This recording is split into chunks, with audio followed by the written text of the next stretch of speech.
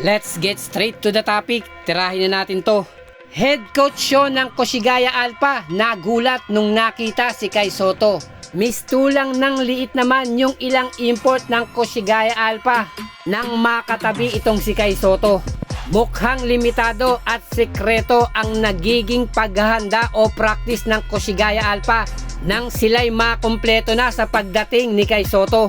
Na ating pong makikita sa video na mistulang gulat na gulat itong si head coach show ng Koshigaya Alpha na parang hindi niya akalain na isang Pilipino na bibiyayaan po ng ganitong kataas na height at isama mo pa yung kanyang malapad na katawan na alam naman natin ito yung wino-workout ngayon ni Kai Sotto, yung kanyang body build, na itong si Kai Sotto ang mistulang magiging pader ng Koshigaya Alpha na protect the rim ang magiging number 1 assignment ni Kai Sotto.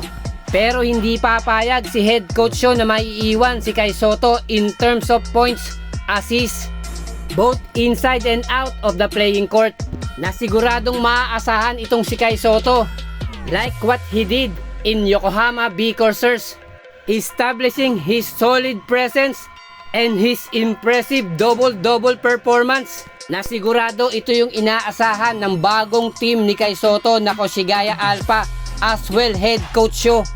Mistula namang ng liit yung ilang import ng Koshigaya Alpha. Sa nag-iisang post na video nga ng Koshigaya Alpha, makikita kung gaano kalaki at nangibabaw itong si Kai Sotto, na kung ikukumpara natin sa isa pa nilang big man na si Tim Suarez. At hindi pa ito yung putok na Kai Sotto. At his young age na 22, there are a lot of doors of improvement, development, at in the future kapag nag-peak na in terms of basketball skill, body build itong si Kai Sotto, paniguradong maraming pahihirapan to.